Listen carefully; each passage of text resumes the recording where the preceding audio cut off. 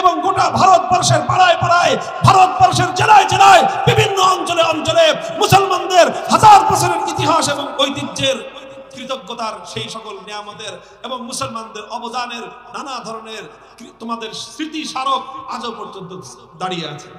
ভারতের মুসলমানদের দুর্দিনে বাংলাদেশের মুসলমানদের তাদের পাশে দাঁড়াবার দায়িত্ব আছে না নাই?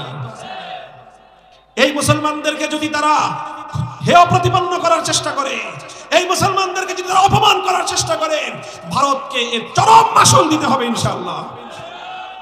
ইনশাআল্লাহ ভারতে মুসলমানদের নিধন, মুসলমানদের উপর নির্যাতন, জুলুম, অত্যাচারের প্রত্যেকটা বিষয়ে আমরা বাংলাদেশের মুসলমানরা তাদের সাহস যোগাবো। ভারত যদি এইভাবে অব্যাহতভাবে মুসলমানদের উপর নির্যাতন অব্যাহত রাখে, সেদিন বেশি দূরে নয় যেদিন ভারত ভেঙে খান খান হয়ে যাবে ইনশাআল্লাহ।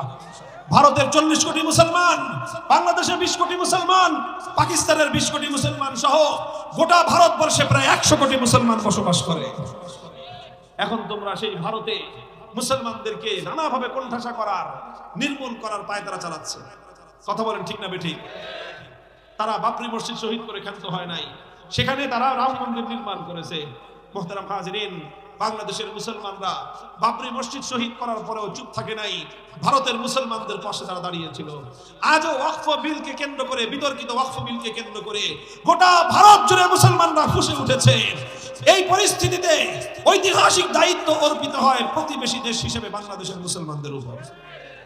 আমরা যখন দেখেন শাপলা চত্বরে যখন মুসলমানদেরকে শহীদ করা হয়, কলকাতায় লক্ষ লক্ষ মুসলমানরা ঐক্যবদ্ধ হয়ে শাপলা চত্বরের হত্যাকাণ্ডের প্রতিবাদ করেছিল। আমাদের দুর্দিনে ভারতের মুসলমানরা আমাদের পাশে দাঁড়িয়েছে।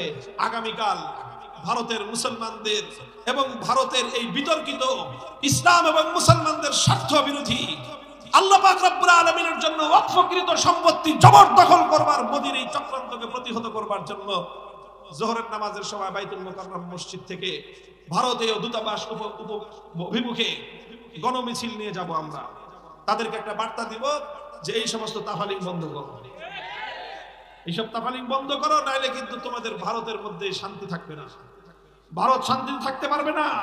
মুসলমানদের ঘরে ঘরে অশান্তির আগুন জ্বালায় তোমরা শান্তিতে থাকবা, এটা কোশ্চেনকালেও হতে পারে না।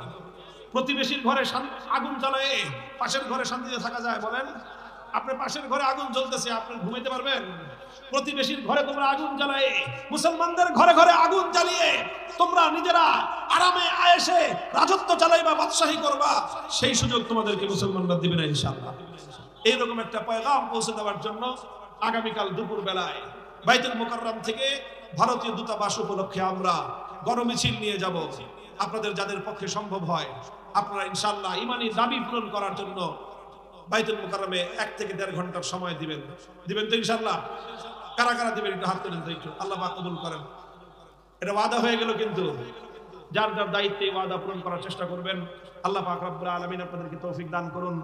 আমি আবারও আমার ভাই, আমার বন্ধুবর মরহুম হযরত মাওলানা মুফতি মফিজুল ইসলাম রহমতুল্লাহ আলাইহির রুহের মাগফিরাত কামনা করে এবং তার পরিবার পরিজন যারা আছে তারা যেন তাদের এই পিতার রেখে যাওয়া আমানতকে আদর্শ, আর ওই দেশে মুসলমানদের শত শত বছরের ঐতিহ্য ওয়াকফুলিল্লাহ, মুসলমানরা তাদের ব্যক্তিগত সম্পত্তি আল্লাহর জন্য ওয়াকফ করে দেয়, যেটা তার ধর্মের কাজ হবে, মসজিদের কাজ হবে, মাদ্রাসার কাজ হবে, ঈদগাহের কাজ হবে, কবরস্থানের কাজ হবে। এই ধরনের ওয়াকফের সম্পত্তি শত শত বছর ধরে বাংলাদেশেও আছে। বলেন আছে না নাই? ভারতে 6 লক্ষ একর জমি ওয়াকফের জমি, মুসলমানরা তাদের নিজেদের অর্জিত সম্পত্তির জমি আল্লাহর জন্য ওয়াকফ করেছে। সেই জমির দিকে এখন দৃষ্টি পড়েছে হিন্দুত্ববাদী নরেন্দ্র মোদীর, এবং তারা মুসলমানদের এই ওয়াকফ সম্পত্তি কেড়ে নেওয়ার জন্য টালবাহানা করতেছে। তারা ওয়াকফ আইন সংসদে 2025 বিল পাশ করেছে তাদের সংসদে। এই বিলের মাধ্যমে তারা মুসলমানদের এই ওয়াকফ সম্পত্তিগুলোতে হিন্দুদের ভাগ বসাইতে চায়, অথচ তাদের মন্দিরের সম্পদে কিন্তু এক ছিটা ফোটা, এক কানাকড়িও মুসলমানদের ভাগ দিবে না। মুসলমানদের মসজিদ মাদ্রাসার জমিগুলো কেড়ে নেওয়ার জন্য নতুন পায়তারা শুরু করেছে তারা। আমরা ভারতকে স্মরণ করায় দিতে চাই, 700 বছর ভারত কিন্তু শাসন আমরা করেছি। দিল্লির শাহী মসজিদ আমরা তৈরি করেছিলাম, দিল্লির লালকেল্লা মুসলমানদের তৈরি হয়েছে, দিল্লির শহর মুসলমানদের নগর, মুসলমানদের হাতে করা শহর, দিল্লির সভ্যতা মুসলমানদের